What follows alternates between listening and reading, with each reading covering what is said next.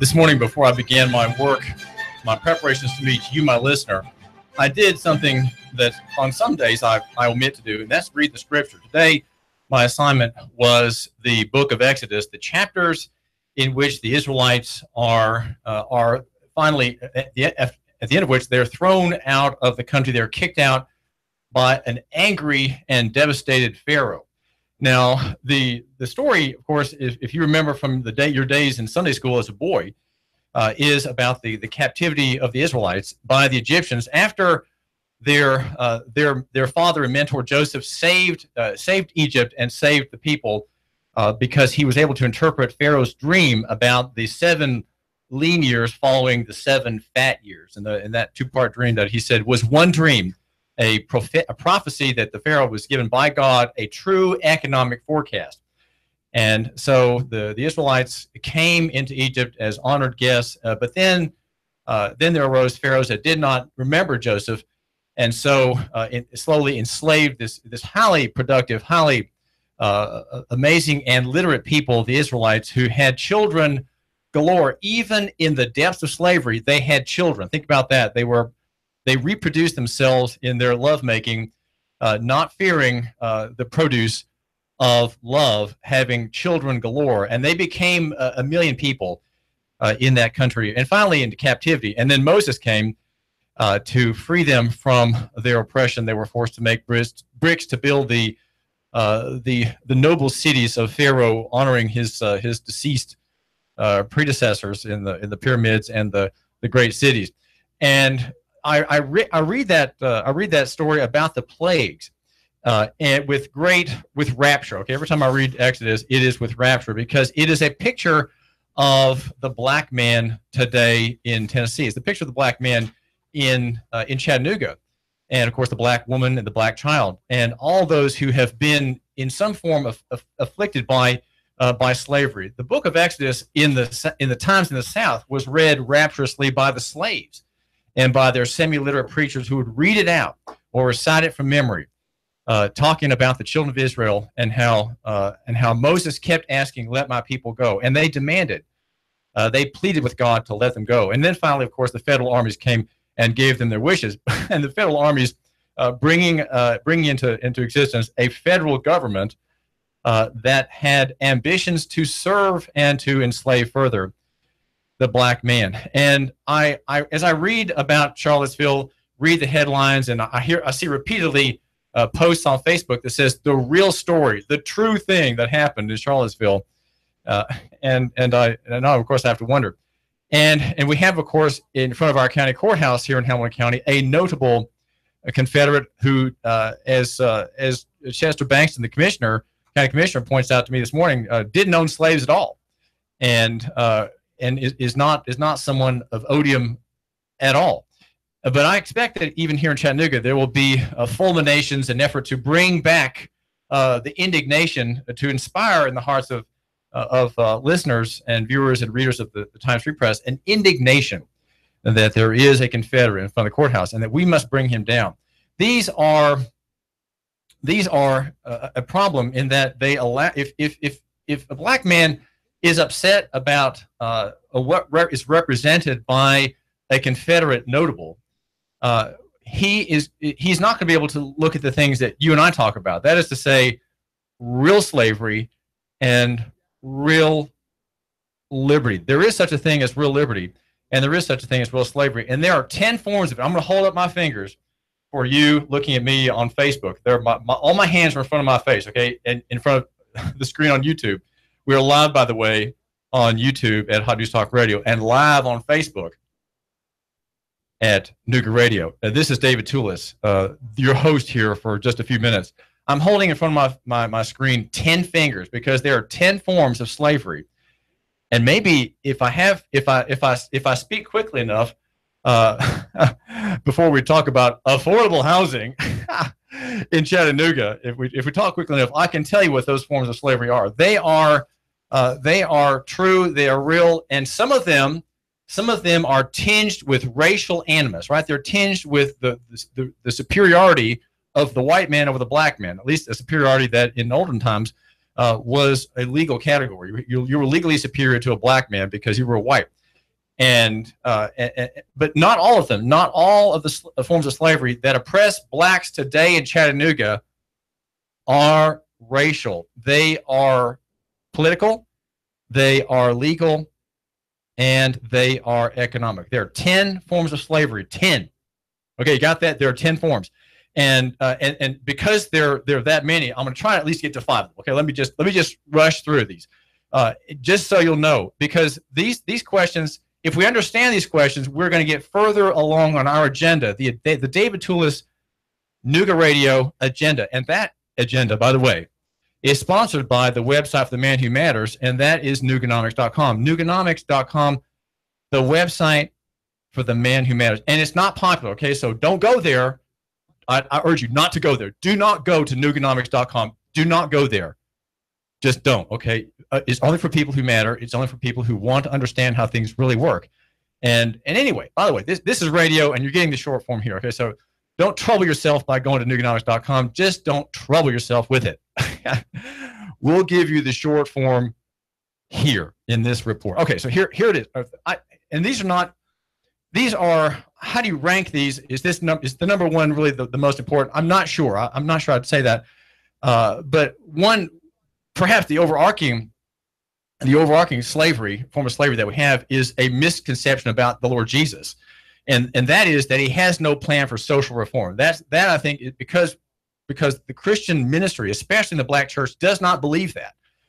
And because the black minister in his church does not believe that the law of God applies to the United States or to Tennessee, he will not teach the law of God. He will not teach the 10 Commandments as blueprints for government. He will not teach it as a blueprint for any government except self-government. Okay? You know, don't commit adultery, don't lie, don't bear false witness. These things apply to the individual, and that's it. That's an error that he makes. And perhaps that is a summary of the overarching error, which is all errors, I'd say, in the end, are theological. They come from a misapprehension, a misunderstanding about God. That's all these other errors, all these other slaveries come from that. If you don't have a right understanding of God, you won't even understand slavery. In fact, if you don't understand God and fear him, love him and enjoy him forever, and fear him, if you don't do those things, you will not see your own slavery. You simply won't see it. And in fact, the things that I call slavery, you'll say, well, those are good things. You'll say, well, why would you complain about that? They teach that in public school. That's a good thing, David Tulis. You are so wrong about that. You're so wrong. It's 800-8949. It's 800-8949. If you want to interrupt me, I'll let you. You can interrupt me. But here, number one, I'd say is that prosperity comes from employment. And that is a lie that black officials, black pastors, black white-collar people, black university graduates, even black entrepreneurs would say. They would say that, well, look, if you have a job, you're going to be prosperous. That is not true. No. What is true is that prosperity comes from ownership.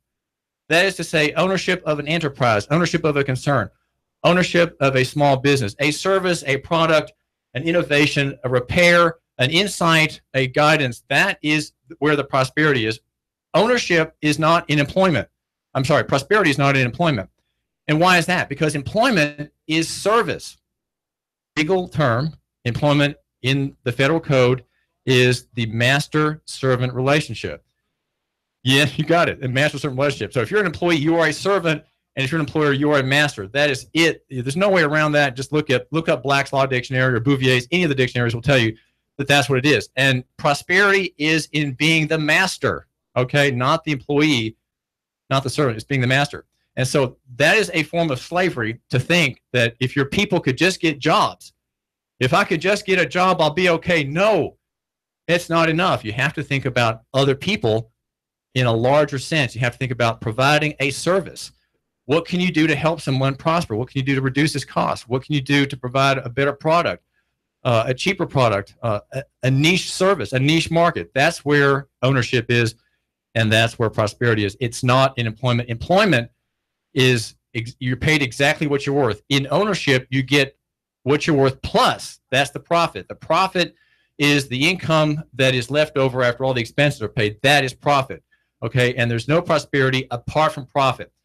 That's number one. Number two, this is not racially motivated either. Okay, the first one's not racial. The second was not racial. It is cultural. Okay, this is a cultural and legal problem, and it's this: we have black slavery in Chattanooga.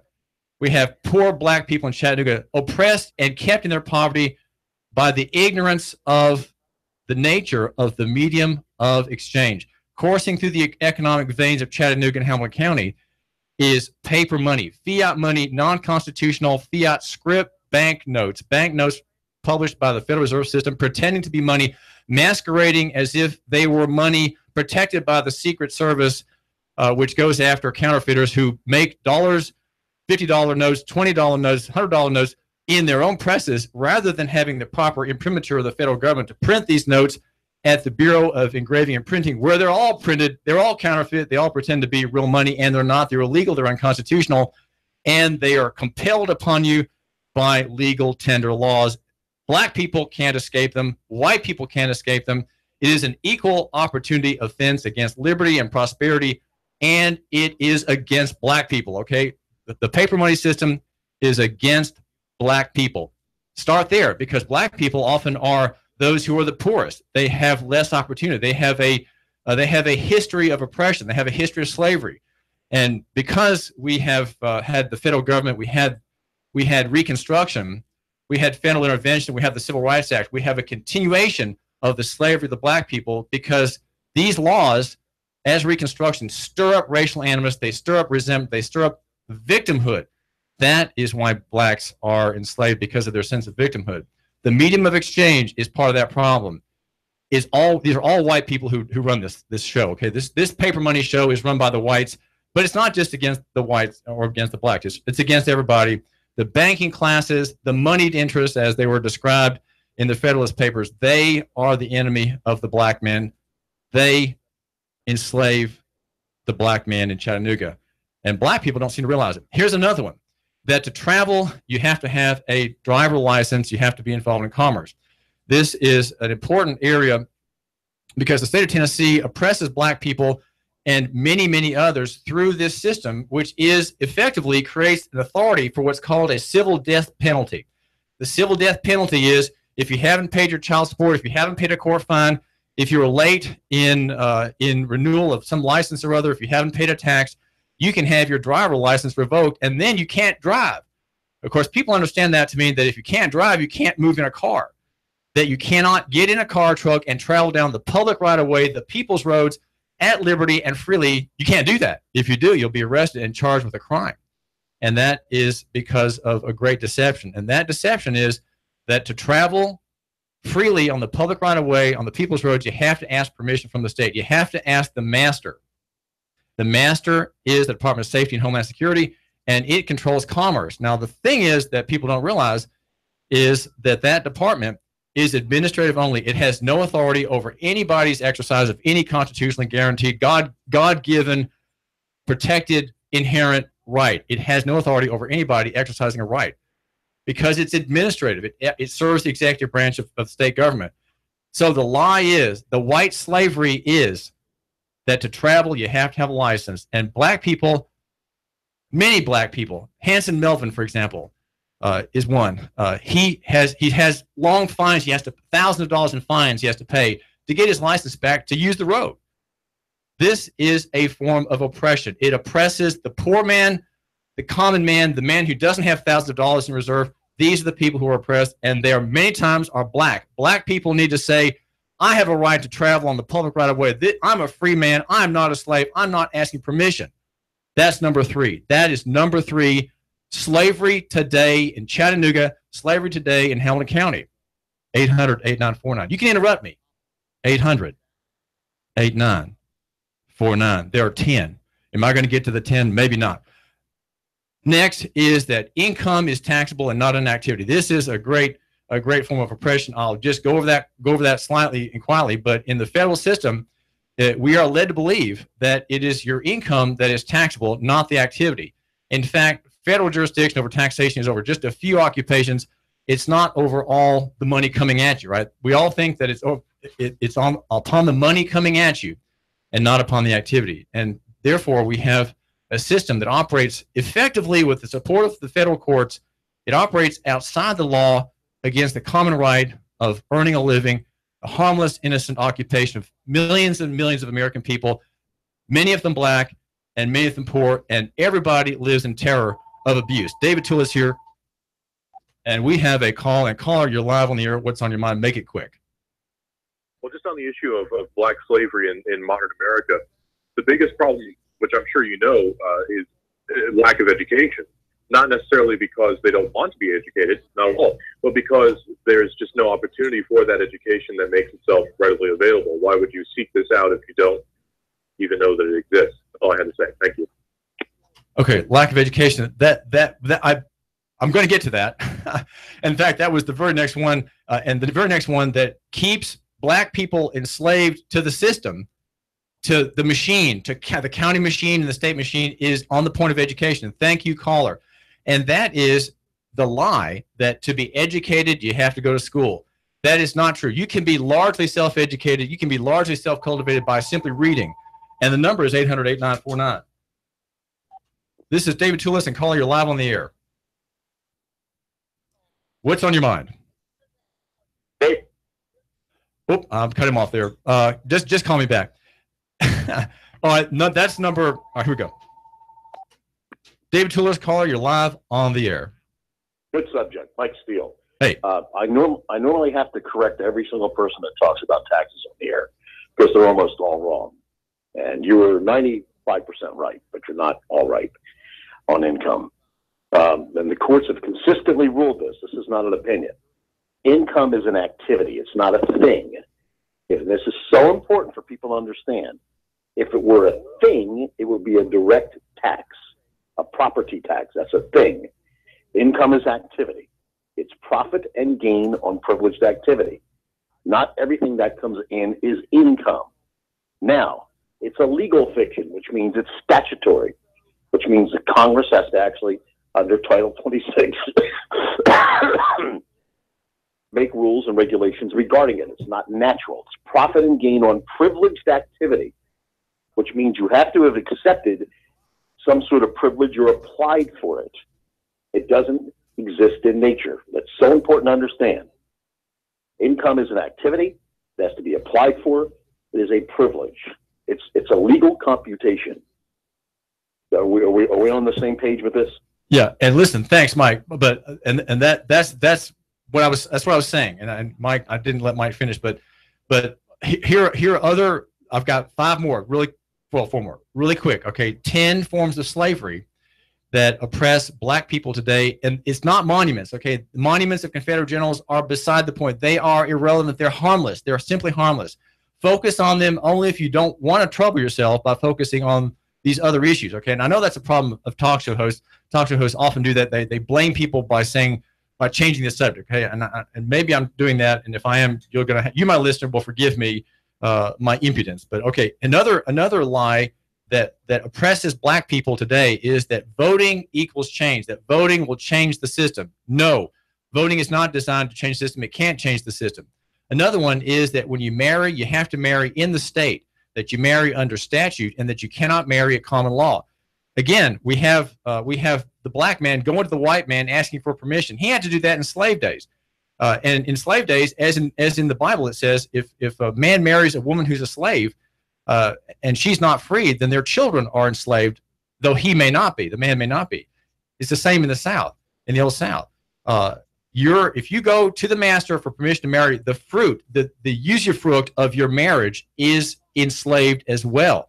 If you have a state marriage, not under common law, but a state marriage, your children are subject to the claims of the state. We see that in the child kidnap industry run by the Tennessee government that kidnaps hundreds of children a year. Why? Because they belong to the state. They are effectively wards of the state because their parents married under state license. Go to the man, ask to marry. If you're a black man, you should marry at common law. You have a right under God to marry at common law. It's an inalienable, inherent, constitutionally guaranteed, God-given right to marry as a matter of right. You don't have to ask permission. Okay, two more. Number 7 or number 8. And that is that when you deal with a police officer, you have to make a confession. No, because black people don't know they have constitutional rights, They rarely invoke, or defend their rights in traffic stops and in other stops. They do not demand a warrant. They do not demand probable cause. They do not demand that the officer articulate the reason for the stop. They don't do that, and therefore they are it's just as if they were the old days with the foreman. Okay, the team foreman cannot go and get some water. That's what we have today. Black people, if they don't assert their rights and invoke and defend their rights, they don't have them. They're just as much enslaved as they were in the 1830s and 1840s. And then the other one, there are two more. Well, one is that God, we have God for salvation, but not for his commandments. That's another great lie. That's in the theological side. And then the other one is the last one I mentioned. There's Jesus, but he has no plan for social reform or legal reform. David Tulis. The Tennessee Valley's news, talk, and sports leader.